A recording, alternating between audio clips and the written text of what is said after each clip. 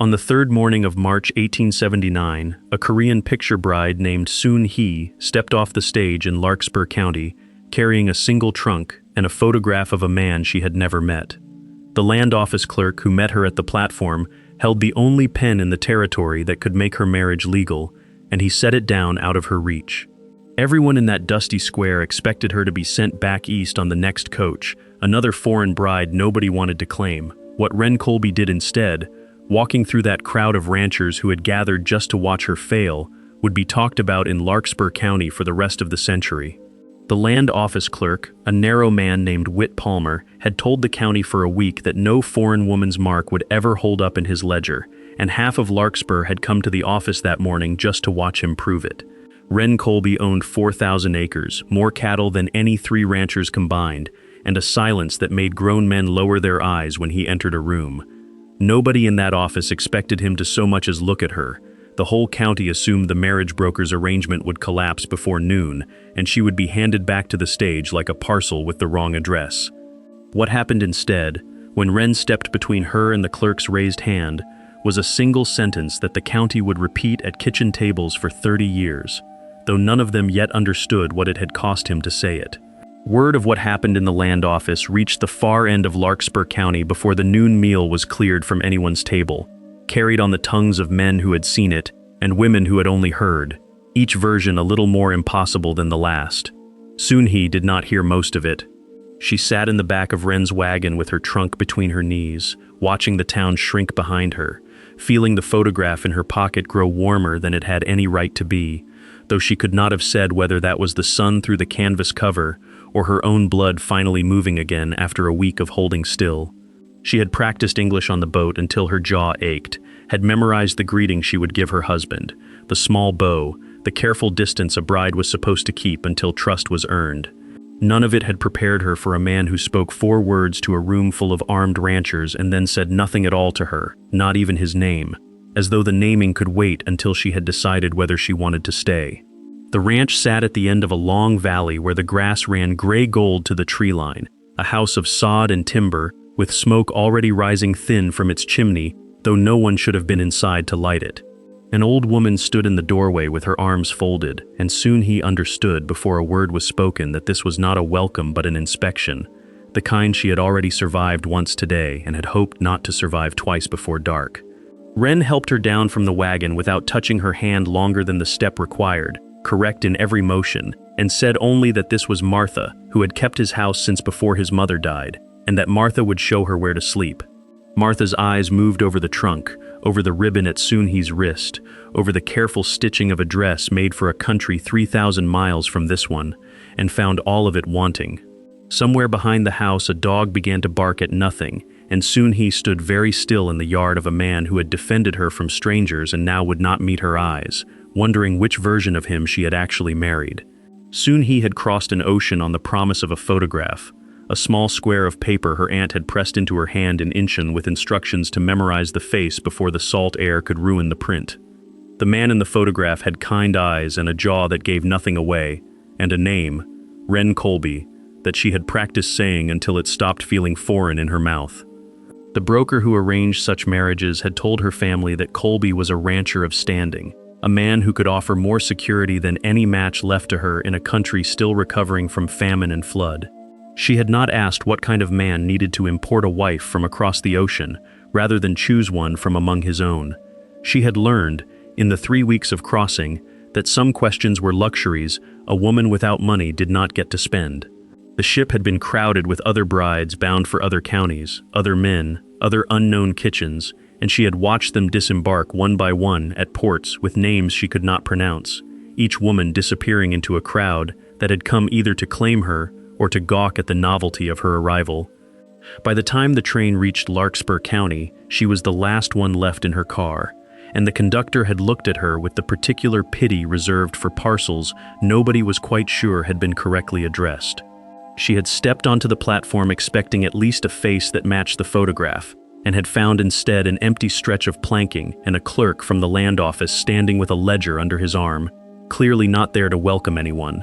Whit Palmer had introduced himself by explaining, without being asked, that the marriage contracts filed by picture bride brokers were not always honored in his office, that a mark made by a woman who could not yet write her name in English carried no weight a judge would recognize, and that he would need to see Mr. Colby in person before any of it could be made official. He had said all this pleasantly, the way a man says something he has said many times before and enjoys saying. And soon he had stood holding her trunk and understood that she had arrived in a place where her signature, and perhaps her marriage, and perhaps her right to stay, would be decided by men discussing her in a language she was still learning to defend herself in. She had not cried. She had promised herself on the ship that she would not cry in front of strangers, whatever came, because a woman who wept in public gave the room permission to decide she was fragile, and fragile women got sent home. So she had simply waited, trunk at her feet, spine straight, watching the road for a wagon that did not come, while the platform slowly filled with townspeople who had heard a foreign bride was arriving and wanted to see for themselves whether the rumor was true. The wagon that finally came was not driven by Wren Colby, but by a ranch hand named Tobias, a boy of perhaps 16 who would not meet her eyes and spoke only to say that Mr. Colby was occupied at the land office and had sent him to fetch her trunk while she walked the 2 blocks into town herself. It was not kindness, she understood quickly, but a kind of test, or perhaps simply an oversight by a man too busy with his own affairs to consider that a woman, fresh off 3 weeks at sea, might not know which direction to walk in a town she had never seen. She walked anyway, because the alternative was to stand on the platform until dark, and because she had not endured the ocean crossing to be defeated by 2 blocks of unfamiliar street. The town watched her walk it. Storekeepers came to their doorways. A pair of women outside the dry goods store stopped their conversation entirely and let their eyes follow her the length of the block, and soon he kept her chin level and her steps even, because that too she had learned on the ship, that the eyes of strangers could not actually touch you unless you let them. The land office sat at the corner of the square, a squat brick building with Whit Palmer's name painted gold on the window, and through the glass she could see a gathering already thickening inside. Ranchers who had no particular business at the land office that morning, but had found reasons to be there anyway, drawn by whatever version of the story had reached them first.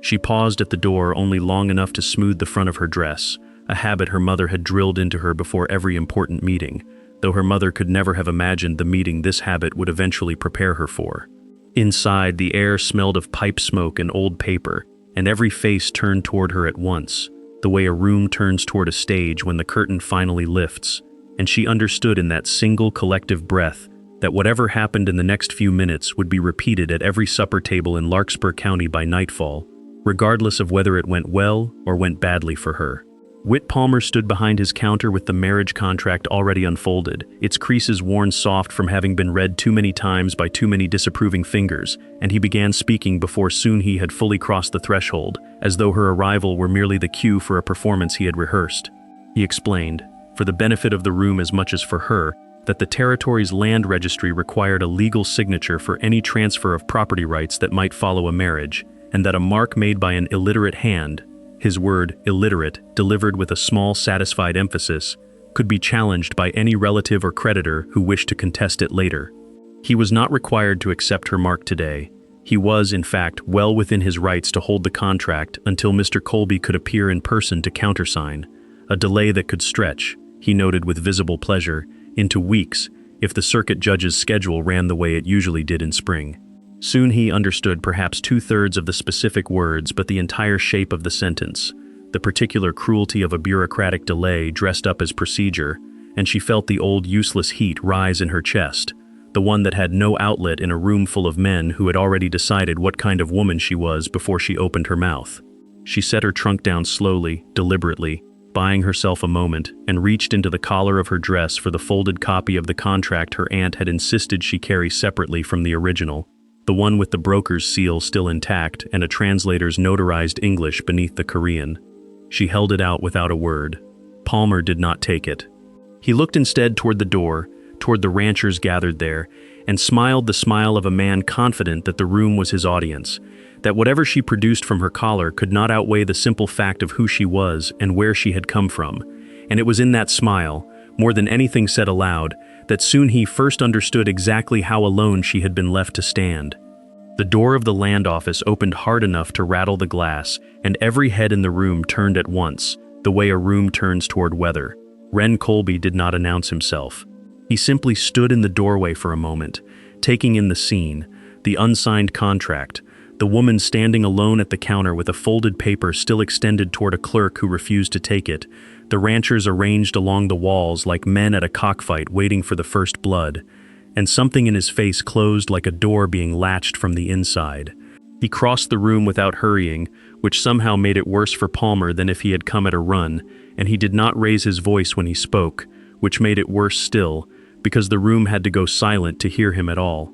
He said that he had received a wire from the broker 3 weeks prior confirming the marriage contract in full, that he had ridden 2 days to be here for exactly this signing, and that he would remind Mr. Palmer, in front of every rancher currently occupying his office instead of their own land, that the land registry's requirement was a witnessed mark, not a particular alphabet. He asked, with a courtesy that had teeth in it, whether Mr. Palmer required a demonstration of what a witnessed mark looked like, because he was prepared to provide one immediately, in ink, on the spot, with every man in the room as witness. Palmer's face went through several colors before settling on a waxy white, and soon he, watching this stranger she had married by proxy, dismantle a room's worth of assumptions with nothing but a level voice and 2 days of trail dust still on his coat, felt something shift inside her chest that she did not yet have a word for. Not gratitude exactly, not relief exactly, but the first crack of light through a door she had assumed would stay shut for months. Palmer took the pen from its stand with fingers that were not quite steady, and for a moment, soon he thought he might still find some final procedural objection, some clause buried in the territorial code that would let him delay this one more day out of pure spite. But the room had turned against him the moment Ren spoke. She could feel it the way one feels weather changing. The ranchers who had come to watch her fail, now watching Palmer instead. And a man like Palmer, whatever else he was, understood which way a room's sympathy had tipped. He laid the contract flat on the counter and turned it toward her, and Ren stepped back half a pace, enough to make it clear that this signing belonged to her and not to him, though his presence at her shoulder made it equally clear that she did not stand there alone. Soon he had practiced her mark on the ship, over and over on scraps of paper, until the broker's clerk had pronounced it acceptable, a careful approximation of the English letters that spelled a name that was not entirely her own anymore. She dipped the pen and made the mark slowly, aware of every eye in the room following the movement of her hand, and when she lifted the pen away, the ink sat dark and certain on the page. No smudge, no tremor, exactly as she had drilled it. Ren took the pen from her without being asked, and signed his own name beneath hers, close enough that the two marks nearly touched. A detail she would not understand the weight of until much later, when Martha explained that ranchers around here signed contracts at a careful distance from any other name on the page, out of habit, out of pride, out of 100 small customs about whose name mattered more. Ren had signed his beside hers instead of above it. Palmer stamped the page with the territorial seal because he had no further grounds to withhold it, and the room exhaled all at once, a collective release of breath that soon he felt more than heard, and somewhere near the back someone actually laughed, not unkindly, the laugh of a man who had come for a spectacle and gotten a far better story than he expected. She did not yet know if she should feel triumphant or simply exhausted. She only knew that her hand, when she finally lowered it, was shaking in a way it had not shaken while she made the mark. Outside the land office, the crowd dispersed slowly, in the reluctant way crowds disperse when the entertainment has ended sooner than they hoped, and soon he found herself standing on the boardwalk beside a man she had now legally married twice over, once by a broker's contract signed oceans apart, once by ink not 20 minutes old, and still had exchanged perhaps a dozen words with in total. Ren did not offer explanation for what had happened inside, did not seem inclined to discuss it at all, and instead asked, in the same level voice he had used on Palmer, whether she had eaten since the train. She had not. He walked her to a small diner 2 doors down without any further conversation, ordered for both of them without asking her preference, which might have irritated her on another day, but today felt almost like relief, one fewer decision in a day that had already asked too much of her judgment. They sat across from each other at a narrow table, and she studied him properly for the first time since the photograph, the weathered lines already at the corners of eyes that could not have been older than 35, the careful stillness of a man who had learned somewhere that stillness kept trouble at a distance, the calluses on hands that clearly did their own ranch work rather than delegating it entirely to hired men. He asked her, eventually, haltingly, as though the question cost him something, whether the crossing had been difficult, and she found herself answering honestly, describing the storm off the coast of California that had thrown half the ship into sickness. And he listened with the particular attention of a man unused to being told anything at length, nodding at intervals, asking a second question when the first answer ended, which she had not expected from a man who had just spent his morning demolishing a clerk's objections with 4 sentences. It was, she would think later, the first ordinary conversation of her new life in this country, and it left her with more questions about her husband than the entire spectacle at the land office had answered. The ride back to the ranch took the better part of the afternoon, the road climbing out of town and into open range, where the grass moved in long gray-gold waves under a wind that never seemed to stop. And soon he watched the country pass with the particular hunger of someone trying to memorize a landscape that would now have to become home. Wren spoke twice during the ride, both times about the land itself, pointing out where the creek ran even in dry years, mentioning almost as an afterthought that the northern pasture had been his father's favorite before he died. And both times, soon he felt she was being given something more valuable than conversation, a kind of inheritance passed sideways, information a man gives to someone he expects to still be present when it matters. She asked, carefully, choosing her English with the deliberateness of someone still translating half her thoughts before she spoke them, why he had sent a broker overseas rather than marry a woman from the county. He was quiet long enough that she thought he might not answer at all, and when he did, his voice had dropped into a register she had not heard from him yet, quieter, harder to read. He said that the women of Larkspur County knew his family's history well enough to have opinions about it, and that he had wanted for once to start something with a person who knew nothing about him except what he chose to show her. It was not romantic, he added quickly, as though worried she might mistake it for something softer than he intended. It was practical. She said she understood practical very well, that she had crossed an ocean for exactly the same reason, to build something with a person who did not yet know enough about her to have decided what she was worth. He glanced at her then, briefly, the first time all day his eyes had held hers for longer than a second, and something passed between them that neither of them named, though both of them noticed it.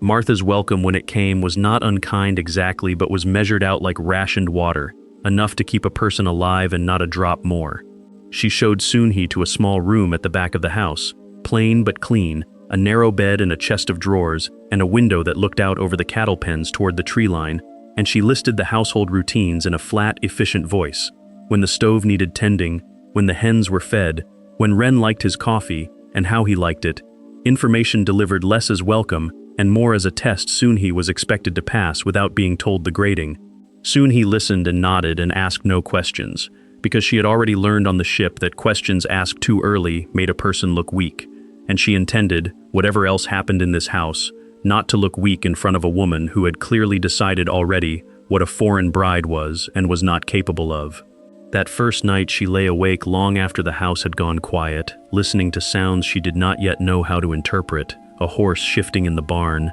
wind working at a loose shutter somewhere, the particular silence of a house with 2 people in it who were technically married and functionally strangers.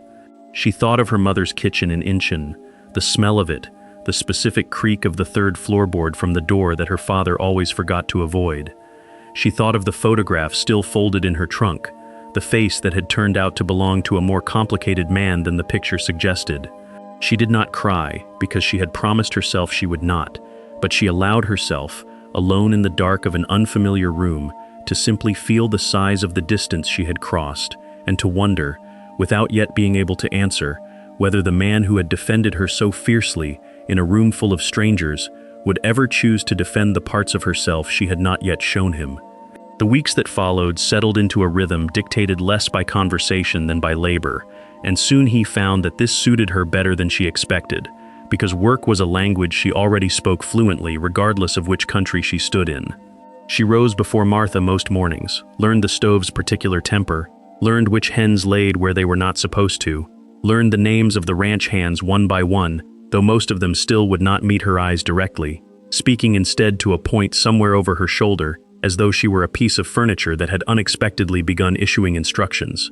Wren was gone most days from dawn until well past dark, out on the range with the herd or riding the fence lines that marked the edge of 4,000 acres, and their conversations shrank to the width of a doorway, a few words exchanged as he left in the morning, and a few more when he returned smelling of horse and dust and long hours in weather that had turned genuinely cold.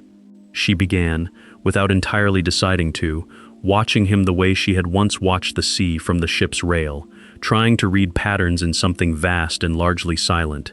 She noticed that he ate less than a man doing his labor should, that he flinched, almost imperceptibly, whenever a door slammed harder than necessary, that he kept a small tin box on the shelf above his bed, that he touched every night before sleeping and never opened while she was in the room. She noticed that Martha's coldness toward her had a specific shape, not general suspicion, but something aimed and precise. And one evening, drying dishes side by side in a silence that had gone on long enough to feel deliberate, she finally asked Martha directly what it was about her presence that troubled the old woman so particularly. Martha's hands stilled on the plate she was drying. She said only that Wren had buried one wife already in the plot behind the barn, and that she did not much like watching him hand his heart to a second one before the first stone had properly settled into the ground.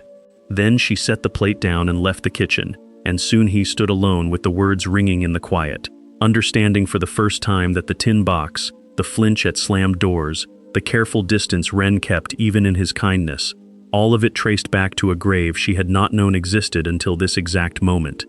She did not ask Wren about it directly, not that night and not for several nights after, turning the information over in her mind the way one turns over a stone found in a field, uncertain yet what it means or what lies beneath it. She began instead to notice the grave itself, a modest marker behind the barn that she had walked past a dozen times without registering it as anything other than a fence post. And one gray afternoon, when Wren was out on the range, she finally allowed herself to stop and read it properly. The stone gave a name, Abigail Colby, and two dates that measured out a life shorter than Soon-He's own, and beneath the dates a single carved line that simply read beloved, no further elaboration, as though whoever had commissioned the stone could not manage more words than that without breaking entirely. She stood there a long while in the cold wind, this stranger's grave belonging to a woman whose absence apparently still filled every room of the house Soon-He now lived in, and felt an unexpected kinship rather than jealousy, the particular solidarity of two women who had both, in their different ways, been asked to build a life inside a silence not of their own making. That evening she set an extra portion of rice at the table without being asked, an old habit from home meant to honor the ancestors, and when Wren noticed it he went very still, staring at the bowl for a long moment before asking quietly what it meant. She explained as best her English allowed, a small offering, a way of saying a person was not forgotten even at a table meant for the living. He did not eat that night, but he did not clear the bowl away either, and when soon he woke the next morning it was still sitting untouched exactly where she had left it, and something in that small, unmoved bowl told her more about the size of his grief than Martha's warning ever could. Winter arrived early that year, dropping temperatures hard enough to freeze the water trough solid within a week, and the ranch's rhythm changed with it. Less range work and more indoor labor, more hours spent in close quarters that neither Soon-He nor Wren seemed entirely prepared for. It was during one of these long frozen evenings, mending harness leather by lamplight because the cold had driven even Martha to bed early with a hot brick at her feet, that Wren finally spoke about Abigail without being asked. He did not look at Soon-He while he talked, kept his eyes on the leather in his hands, and told her in short, unadorned sentences that Abigail had died 3 winters past, of a fever that swept through half the county in a single brutal month, that he had ridden 2 days through a blizzard to fetch a doctor who arrived too late to matter, that he had told himself afterward he would never again build a life around a person he could lose that completely, that a foreign bride arranged by contract had seemed, at the time he sent for the broker, like the safest possible arrangement, precisely because it promised to require nothing of his heart. He said this last part almost apologetically, as though confessing a calculation he was now somewhat ashamed of, and soon he found she did not feel wounded by it the way she might have expected. Instead, she felt the strange relief of finally understanding the shape of the wall she had been living behind for 2 months, a wall built not out of dislike for her, but out of a fear so large it had needed 4,000 acres and an ocean's worth of distance to feel survivable. She told him, carefully, that she had not crossed an ocean to be a woman who required nothing of anyone's heart, that she would rather be loved badly and briefly than protected perfectly and never touched at all. He looked up from the leather then, and the lamplight caught something in his face she had not seen there before, Not quite hope, but its nearest unguarded cousin. The frost that had sealed the county for a month broke unexpectedly for 3 days in late January, and Ren used the thaw to take Soon-hee into town for supplies neither of them strictly needed, an excuse she recognized even as she accepted it gladly, grateful for any reason to leave a house that had begun to feel smaller than the sky it sat beneath. The town looked different to her now than it had on her first terrified walk down its single street. She recognized the dry goods store, recognized the diner where they had eaten their first quiet meal, recognized even some of the faces that turned to watch them pass, though the watching had changed its character entirely, curiosity now rather than judgment, the particular interest a small town reserves for a story it has decided it likes. Whit Palmer was not among the watchers. She had heard through Martha that he had quietly stopped mentioning her contract to anyone after that first week, the story of his defeat apparently too embarrassing to keep retelling. Outside the general store, an older rancher's wife stopped them, a woman Soon-hee did not recognize, and said, without preamble, that she had heard what Ren did in the land office, and had thought it was about time somebody in this county remembered that a person's worth wasn't printed on their skin. Soon-hee did not know how to answer this, had not yet built the English for gratitude that large, and simply bowed her head slightly, an old habit, and the woman seemed to understand it as answer enough.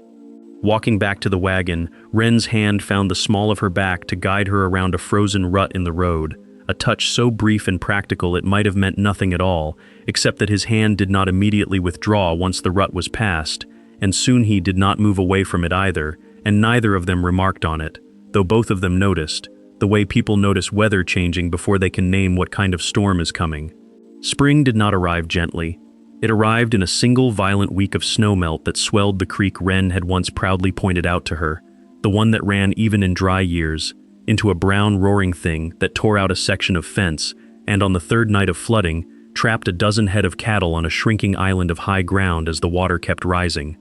Ren rode out into it before dawn with 2 of the hands, and soon he spent the day at the kitchen window watching the rain and doing arithmetic she did not want to do, counting hours, counting the width of the creek from memory, counting the particular silence of a house waiting for news it could not summon any faster by waiting. Martha, uncharacteristically, sat with her that day, the 2 of them not speaking much but present for each other in a way that felt, for the first time, like something other than rationed tolerance. It was near dusk when one of the hands rode in alone, soaked through and gray-faced, to say that Ren's horse had gone down in the crossing, that Ren himself was unaccounted for, that the search would have to continue by lantern light because the water showed no sign of dropping before morning. Soon he did not remember deciding to move. She remembered only that she was suddenly outside in the rain, refusing Martha's hand on her arm, insisting in English that had gone ragged with fear that she would not sit in a warm kitchen while her husband drowned in a creek he had shown her with such quiet pride, and that someone would have to take her to the crossing whether they thought it wise or not. Martha, to her enormous and lasting surprise, did not argue. The old woman simply pulled on her own coat, said that she had buried one Colby already, and was not about to sit indoors doing nothing while they buried another, and the 2 women who had spent 2 months circling each other with careful distance rode out together into the dark toward the flooded creek, united for the first time by the same unbearable fear. They found him a half-mile downstream, alive but barely, thrown clear of his drowning horse, and caught against a fallen cottonwood by nothing more than the strap of his saddlebag, which had snagged on a branch and held him half out of the current for what one of the hands later guessed must have been close to an hour. He was unconscious when they pulled him free, his lips gone the color of the creek water itself, and soon he, who had spent 3 weeks at sea learning to fear water in a way she had never feared it as a child, found that fear entirely absent in the moment it mattered, replaced by a clarity so total it felt almost calm. She had watched enough sickness pass through her family's household to know what to do with a body that had gone cold from the inside. She stripped his wet coat with hands that did not shake, wrapped him in every blanket the wagon carried, pressed her own body against his through the ride home, because the ranch hands had told her. Awkwardly, that shared warmth sometimes made the difference the fire alone could not, and she did not think once, in the entire ride, about how such closeness might have looked to anyone watching, because there was no room left in her for anything except the stubborn refusal to let this particular man become a second stone behind the barn. He came back to himself somewhere on the ranch road, coughing creek water and confusion in roughly equal measure, and the first thing his eyes found, in the lantern light, in the freezing dark, was her face bent close over his, and the first word he managed, before the fever took him again for 2 more days, was not a question about the cattle or the flood or how badly he was hurt, but simply her name, spoken the way a man speaks the name of the one fixed point he found in the water when everything else had given way. The fever held him for 2 days and broke on the 3rd, and soon he did not leave the room in all that time except when Martha physically pushed her out to eat, and even then she ate standing in the doorway where she could still see him breathing. She had prayed the way her mother had taught her, quietly, in Korean, words she had not used since childhood, and she had also done the more practical things, the cool cloths, and the broth forced between his lips a spoonful at a time, and the low, steady talking that some old instinct told her a fevered mind needed to have something to hold on to, some voice tethering it to the shore. She told him, in those long fevered hours when he could not hear her, or perhaps could, about Incheon, about her mother's kitchen, about the particular blue of the water in the harbor where she had grown up watching ships leave for places she never expected to see herself. She told him she had not crossed an ocean to watch a second wife's stone go up behind that barn, that she forbade it, that he did not have permission to leave her in a country where she knew no one else. And somewhere in the telling she realized she had stopped speaking to a stranger she had married for practical reasons, and started speaking to a man she was quietly, thoroughly, unmistakably in love with, though she had no memory of the moment the one had become the other. When his fever finally broke and his eyes opened clear for the first time in 3 days, the first thing he saw was her asleep in the chair beside his bed, still in the same dress she had worn to the creek, and he lay very still for a long while, simply watching her sleep, unwilling to break whatever fragile peace had settled over the room, before reaching out, slowly, to rest his hand over hers where it lay curled on the blanket. Recovery took the better part of a month, and in that month something in the house shifted permanently. The careful distances that had governed the first winter dissolving into something neither of them named aloud, but both of them lived inside without complaint. Martha's coldness had thawed entirely somewhere in the flooded dark of that first night, replaced by a gruff, unmistakable fondness that expressed itself mostly through larger portions at dinner and unsolicited advice about Ren's stubbornness that soon he suspected was Martha's way of finally welcoming her into the family, rather than simply tolerating her presence in it. Ren, still weak, spent the recovering weeks talking more than he had in the entire 2 months before the flood combined, as though the near drowning had loosened something in him that fear of loss had kept clenched shut since Abigail's death. He told her about his father, about the ranch's early years, about the particular loneliness of running 4,000 acres with no one to hand it to, and she listened the way she had learned to listen on the long ship crossing, giving full attention because attention was the truest gift she had to offer a man who owned everything except, until recently, anyone to share it with. Word had spread through the county of the flood and the rescue and the fevered nights, embellished with each retelling until the story bore only a rough resemblance to what had actually happened, but the core of it survived every exaggeration intact, that a foreign bride nobody had wanted to sign for had ridden into a flood in the dark to pull her husband from the water with her own hands, and had stayed by his bed for 3 days, rather than let him die the way his first wife had. It was, soon he began to notice, no longer a story people told with pity or suspicion. It was a story they told with something closer to awe. By the time the county fair came around in early summer, Soon-hee's name had traveled far enough beyond Larkspur that families from 2 counties over arrived specifically hoping to see the foreign bride who had ridden into a flood to save her rancher husband, a phrase Soon-hee found faintly ridiculous every time she overheard it, though she had stopped correcting people who used it, since correcting them seemed to only make the story grow larger. Ren insisted on attending together. Arm offered formally the way he had never offered it in the ranch's first uncertain months, and Soon-hee wore for the occasion a dress she had made herself over the recovering weeks, cut in the frontier style Martha had taught her, but finished at the collar with a strip of pale ribbon salvaged from the very hanbok sash she had worn off the train a year before, a small, deliberate refusal to let either half of herself disappear into the other. Whit Palmer was there, of course, Larkspur being too small a county for anyone to entirely avoid anyone else,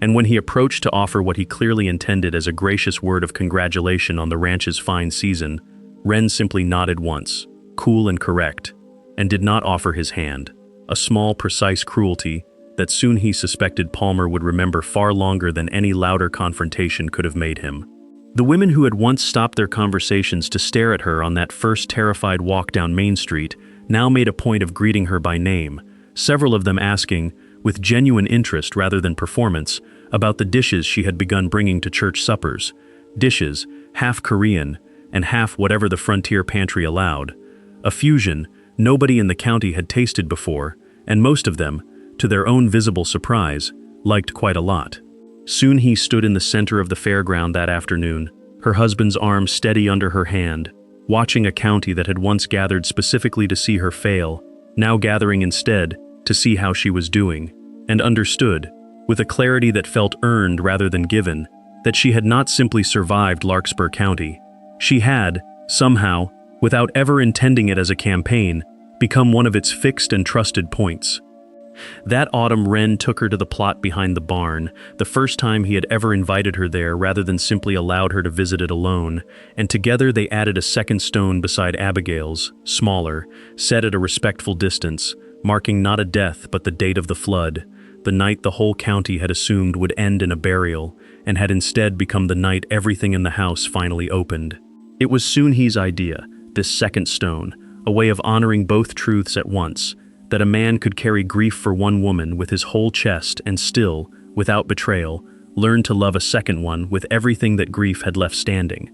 Wren had wept when she suggested it, the only time she ever saw him weep openly, and had said, with his hand pressed flat against the new stone's rough surface, that he had spent 3 years certain love itself was the danger, only to learn that the true danger had been refusing to risk it again. Martha stood a little apart during the small ceremony they made of setting the stone, and when it was done, she came forward and took Soon-hee's hand in both of hers, an old woman's hands, worn and certain, and said that she had judged her too harshly that first week, had seen only a stranger where she should have looked for a daughter, and that she was asking, plainly and without further ceremony, to be forgiven for it. Soon-hee, who had spent an entire ocean crossing bracing herself against exactly this kind of household, found she had no bitterness left to spend on the asking. She simply embraced the old woman in the cold autumn wind, behind a barn, beside 2 stones that told the whole shape of the story better than any words could, and felt, for the first time since stepping off that train a year and a half before, entirely and unquestionably at home. The land office in town changed hands the following spring, Whit Palmer having quietly sold his post to a younger clerk after one too many seasons of being the punchline in a story he had never wanted to star in, and the new clerk, on his first week in the position,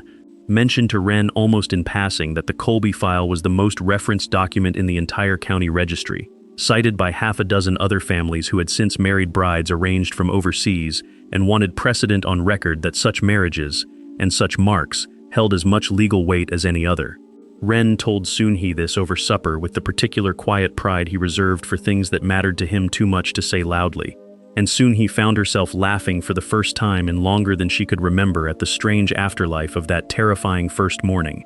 The way a single, humiliating hour in a dusty land office had become, without either of them intending it, a kind of quiet legal shelter for women who would arrive in this county years after she had, carrying their own trunks and their own photographs, and their own fear of being turned back at the platform. She thought sometimes of that woman on the train, the one who had rehearsed her English until her jaw ached and practiced a small formal bow for a husband who had turned out to need far more from her than formality, and she found she could hardly recognize herself in the memory anymore. Not because the fear had been erased, but because it had been folded into something sturdier, a woman who had learned that dignity was not the absence of humiliation, but what a person built afterward, brick by brick, mark by careful mark, in a country that had not wanted to make room for her, and had, eventually, made room anyway.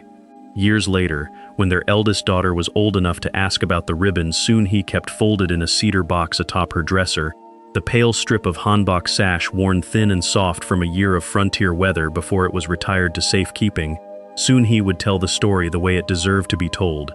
Without softening the fear of that first morning, and without rushing past the long, cold months of Martha's suspicion and Wren's careful distance, because she had come to believe that a story told only for its happy ending taught a child nothing about the walking required to reach one, She would describe the land office, the clerk who would not take her mark, the husband who crossed a crowded room to stand beside a woman he had not yet chosen to love, and chose, in that single decisive moment, to defend anyway, because it was the right thing regardless of what his heart had or had not yet decided. She would describe the flood and the cold and the fever and the 2 stones behind the barn that told a truth larger than either grief or love alone could hold.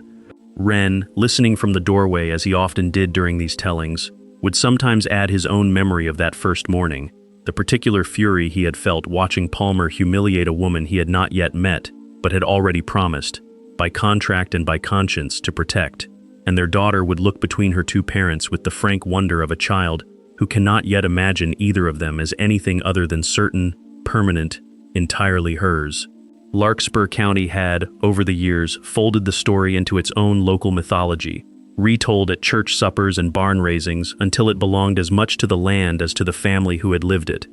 The tale of the foreign bride who signed her name in a room full of doubters and stayed to sign her name on every year that followed,